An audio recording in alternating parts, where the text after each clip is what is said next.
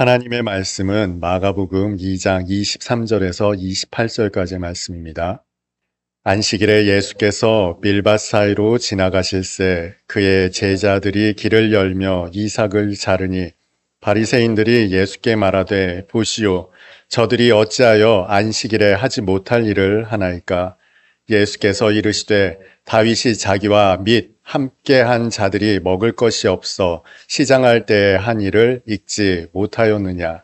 그가 아비아달 대제사장 때에 하나님의 전에 들어가서 제사장 외에는 먹어서는 안 되는 진설병을 먹고 함께한 자들에게도 주지 아니하였느냐.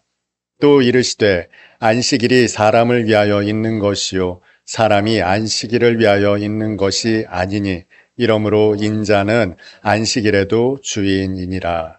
아멘. 그림 좋아하십니까? 그림을 잘 그리시나요? 괜찮습니다. 여기에서 말씀드리는 그림 그리는 능력이라는 건 여러분이 손으로 그리는 그림을 말씀드리는 것이 아닙니다. 상상력이 풍부한 사람들이 있어요. 그래서 뭔가를 얘기하면 머릿속으로 그려내는 능력이 탁월한 분들이 있습니다. 예술적 재능이 뛰어난 분들이 이런 능력을 가지고 있다고 해요. 제가 신학대학원 다닐 때 예배 찬양대 수업을 들은 일이 있습니다. 그때 교수님이 그림을 그려내는 탁월한 능력을 가지고 계셨어요. 해서 찬양대가 찬양을 연습할 때 어떻게 노래를 불러야 하는지 그 그림을 그려주시는데 그 그림을 그리는 능력만으로도 노래 수준이 이렇게 달라질 수 있구나 싶었어요.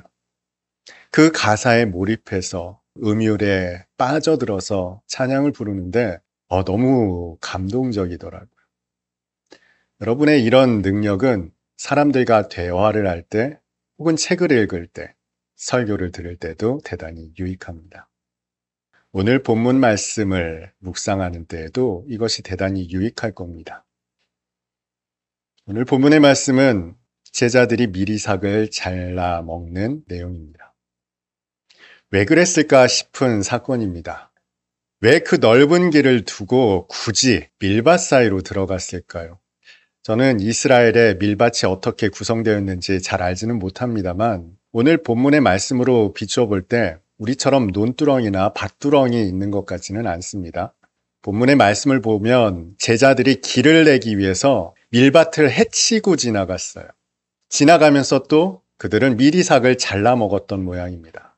이를 보고 바리새인들이 율법을 들어 시비를 거는 내용이 오늘 본문이죠. 넓은 길 두고 밀밭을 들어간 것 자체가 문제입니다. 혹시 예수님께서 유대인의 율법을 염두에 두고 그랬을까요? 안식일에 걸어갈 수 있는 걸음수가 제한되어 있잖아요. 예수님이 그것 때문에, 그 율법 때문에 그랬을 거라고 그렇게 생각되지는 않습니다.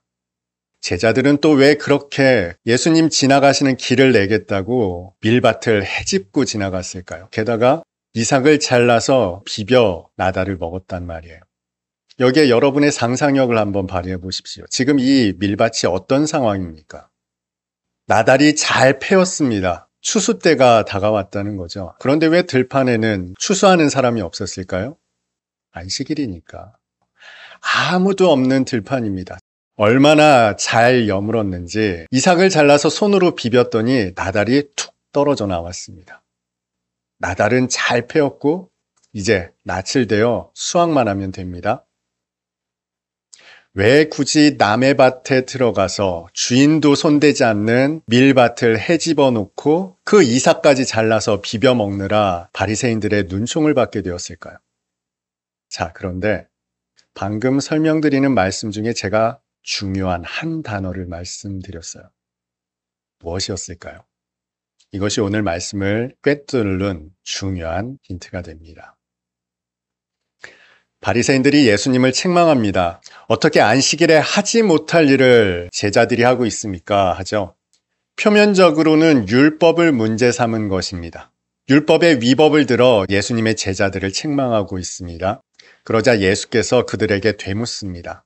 다윗의 사건을 예로 들어 말씀하십니다.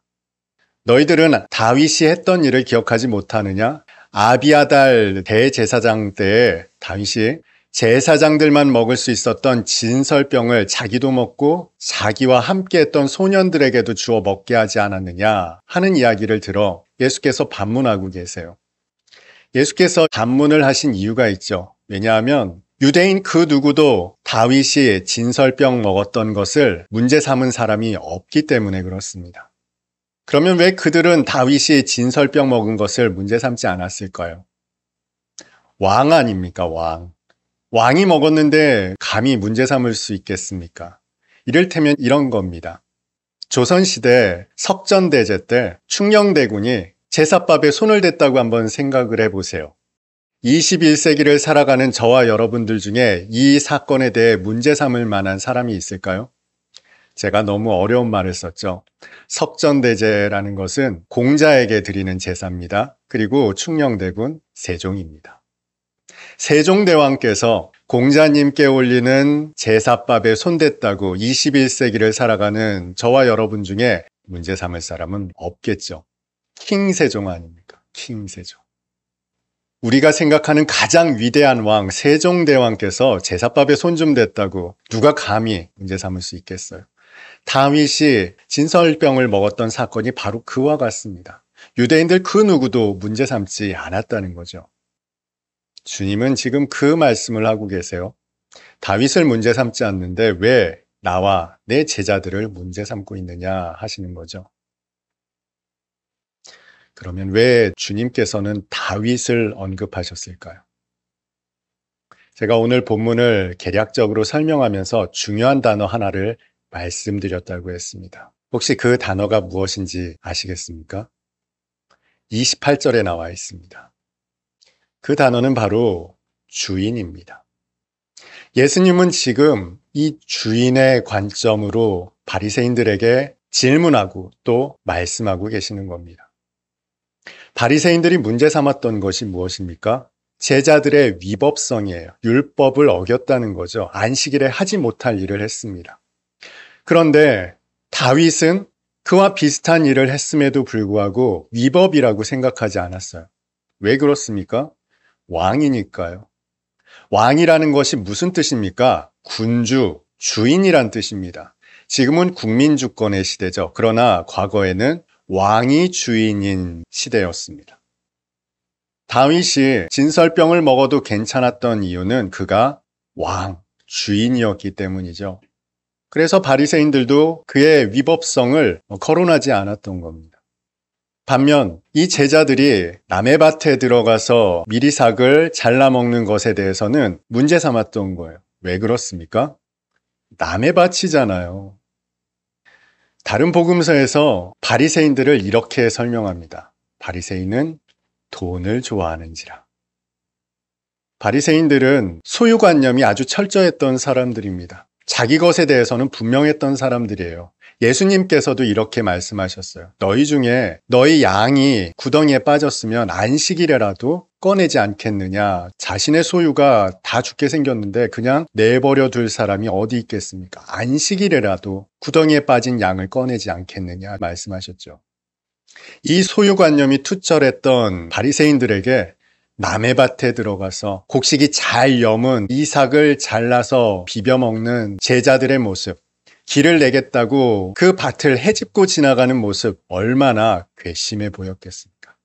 이를 보고 바리새인들은 분개했을 겁니다. 그 분개했음을 어떻게 추론할 수 있을까요? 바로 예수님의 28절의 말씀을 통해서입니다. 예수님이 그들에게 이렇게 일갈하시죠. 인자는 안식일에도 주인이다. 여러분, 여기에는 한 가지 의미가 덧붙여져 있죠. 안식일의 주인은 예수님이란 뜻입니다.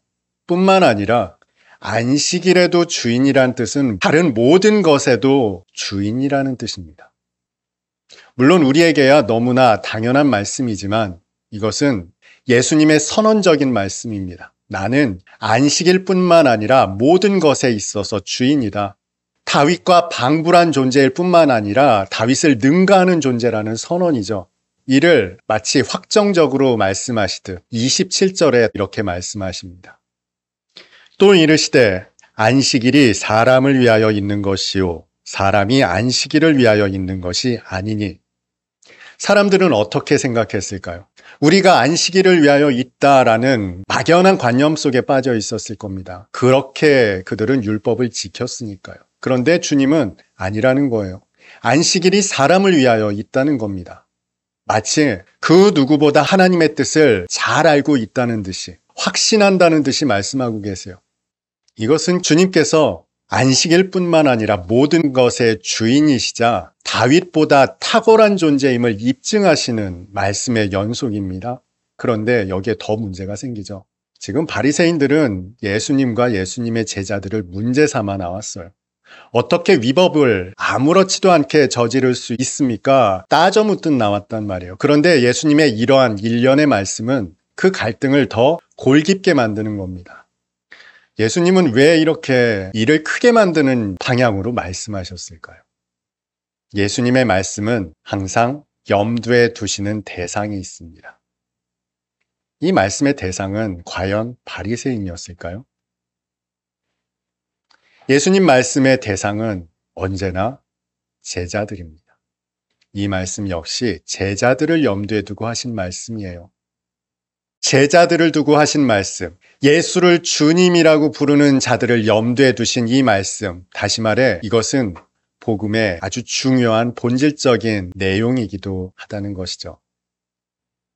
여러분이 살아가는 이 세상의 주권 누구에게 있다고 여기며 살아가십니까? 이 세상 주권 하나님께 있습니까? 돈에 있지 않습니까? 소유에 있지 않습니까? 여러분이 방금 이 질문에 대해 하나님께 그 주권이 있다라는 말씀에 아멘 하셨습니다만, 우리가 이 땅에서 구현되는 하나님의 나라를 직면할 때 어떻게 대하는지를 통해서 우리는 진정 하나님께서 다스리신다라는 고백 속에 살아가고 있는지, 아니면 다른 권력의 종노릇하며 살아가고 있는지를 분간할 수 있어요. 성경에는 많은 비유, 말씀이 있습니다. 이를테면 포도원 품꾼 비유가 있어요. 새벽부터 포도원에 들어가 일한 사람들, 아주 늦게 고작 1시간만 일한 사람들, 똑같은 하루 품삯을 받았죠. 탕자의 비유가 있습니다.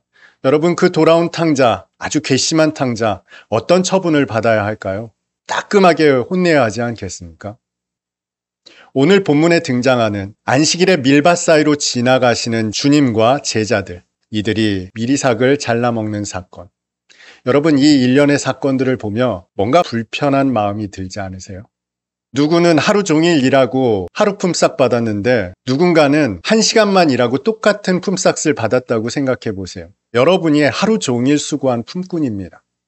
그런데 여러분 옆에 아주 예쁘게 차려입고 손톱도 길게 기르고 온 분이 와서 1시간 동안 깨작깨작 일하고 나서는 나와 똑같은 품삯을 받았다고 생각해 보세요.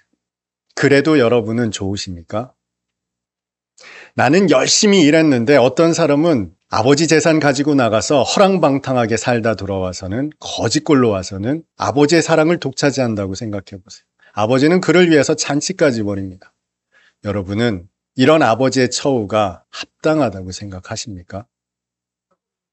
이 세상에서 구현되는 하나님의 나라를 직면할 때 만약 여러분의 마음이 불편하다면, 못마땅하다면, 잘못됐다 생각이 드신다면, 이것은 오늘 본문에 등장하는 바리새인들처럼 위법에 대해 불평과 불만을 드러내는 사람들과 다르지 않을 겁니다.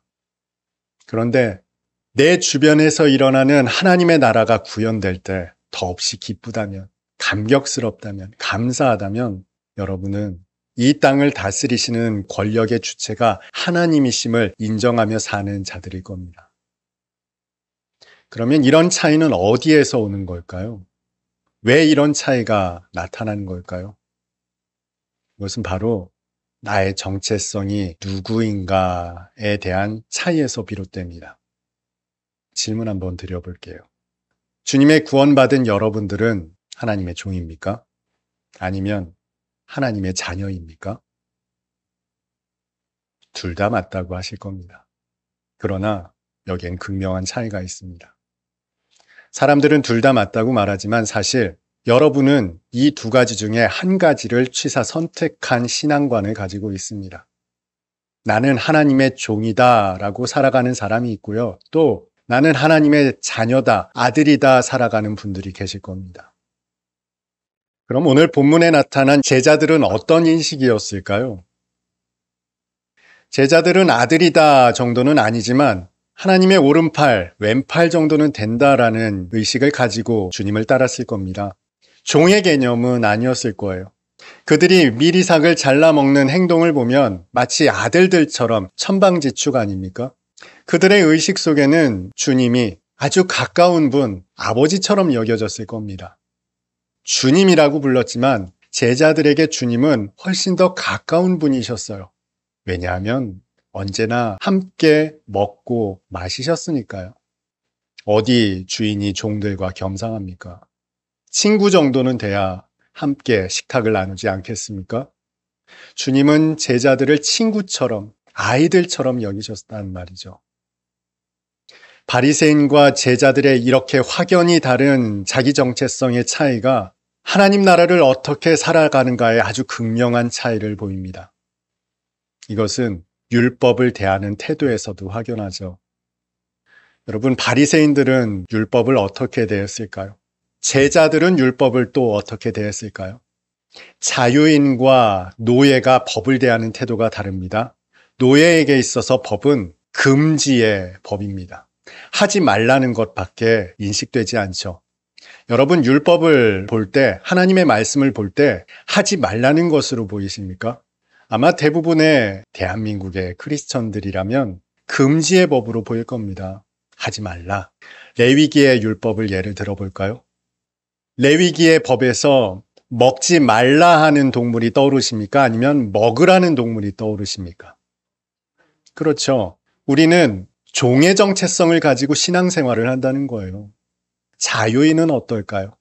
자유인은 하지 말라는 법인식이 아니라 하라는 법인식을 가지고 살아갑니다. 단적으로 예를 들어볼게요. 여러분, 이 도로교통법은 차를 타지 말라는 겁니까? 차를 타라는 겁니까? 안전하게 모두가 잘 탈 수 있도록 제정한 법이 도로교통법입니다. 그런데 이 법이 금지로만 인식된다면 차를 탈 수가 없겠죠. 오토바이를 탈 때 헬멧을 착용하지 않으면 범칙금 3만 원입니다. 이것은 오토바이를 타지 말라는 법입니까? 잘 타라는 법이에요. 안식일에 하지 말라라는 법의 진짜 취지가 무엇일까요? 안식하라는 겁니다. 안식일은 안식하라는 것이 법의 취지예요. 그래서 주님이 말씀하셨죠. 안식일이 사람을 위하여 있는 것이다. 너희는 안식하라라는 하나님의 법 취지를 그래서 설명한 겁니다. 그런데 사람들은 안식일에 하지 말아야 할 것을 들고 나왔다는 거죠. 종의 인식을 가지고 율법의 종노릇하는 사람들이었던 것입니다. 그래서 주님께서 오늘 본문의 말씀을 관통하는 아주 핵심적인 이 말씀을 하신 겁니다. 인자는 안식일에도 주인이다. 여러분, 우리가 하나님을 아버지로 부릅니다. 여기에는 굉장히 중요한 의미가 있죠. 저와 여러분의 정체성이 나타나 있습니다. 저와 여러분은 종이 아니라는 거예요. 주님께서도 제자들을 친구로 부르셨습니다. 아니, 하나님을 아버지라 부를 수 있는 존재, 아들과 딸, 자녀로 부르셨다고요. 이 자녀의 정체성을 가진 성도, 이것은 대단히 중요한 이 세상을 살아가는 관점을 갖게 만듭니다. 이 세상을 하나님께서 다스리신다면 우리는 자녀의 존재로 살아가는 거예요. 자녀의 정체성을 가지고 살아간다고요. 이 세상을 누리며 살아가는 자들입니다. 금지에 매여 노예처럼 살아가는 자들이 아니죠. 그래서 하지 말아야 할 것을 바라보는 자들이 아니라 무엇을 할 수 있을까를 보게 됩니다. 그래서 하나님께서 창조하시고 말씀하셨잖아요. 생육하라, 번성하라, 땅에 충만하라, 땅을 정복하라, 다스리라. 이것이 하나님의 자녀된 정체성을 가지고 살아가는 자들이 율법을 바라보고 하나님의 통치와 다스림을 바라보는 하나님의 나라를 살아가는 자들의 관점이라는 겁니다. 만유의 주인 되신 주님께서 자녀들과 함께 잘 익은 밀밭을 지나실 때 그 아이들이, 여러분의 자녀들이 미리삭을 잘라서 비벼서 먹었어요. 몹쓸 짓입니까? 얼마나 귀여울까요? 맛있어? 이걸로 우리 빵 해 먹자. 부모라면 그렇게 말하겠죠. 창조주 하나님이 그 자녀들을 바라보실 때 만유의 주가 되신 아버지께서, 주님께서 그 자녀들과 함께 밀밭을 거니실 때 주님의 마음은 그런 마음이셨을 거예요.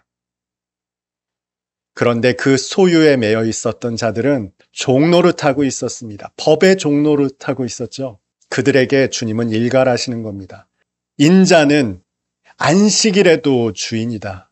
만유의 주인이다 선언하시는 거죠. 오늘날에는 퇴색한 단어가 있습니다. 주인의식이라는 거예요. 바울이 이렇게 권면하죠. 먹든지 마시든지 무엇을 하든지 죽게 하듯 하라. 이게 종처럼 하라는 겁니까? 아니에요. 저는 우리 어머니께 아주 자주 식사를 차려드립니다. 그 식사를 차려드릴 때 제가 종처럼 차려드릴까요? 아닙니다. 아들처럼 차려드립니다. 그래서 잔소리도 참 많죠.